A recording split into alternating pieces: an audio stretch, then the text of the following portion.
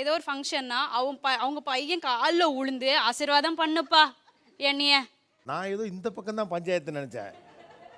பஞ்சாயத்தை இந்த பக்கம் தான் டைட்டில் நீங்க திலீபன் மாத்திருக்கணும். விதவிதமாக கோமாளித்தனம் செய்யும் அப்பாக்கள், வெறுப்பாகும் மனைவிகள். பையன் காலில் விழுந்துருவீங்களா? ஆமாம் சார். எத்தனை வயசு பையனுக்கு? 4 வயசு.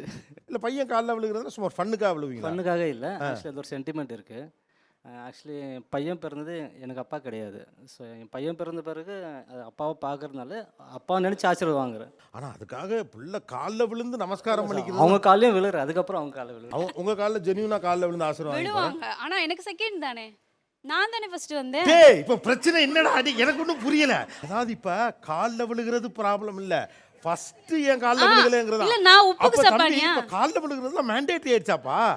நான் ரொம்ப அவுடேட்டடாக இருக்கேன்ப்பா, என்னை கொஞ்சம் எஜுகேட் பண்ணுங்க.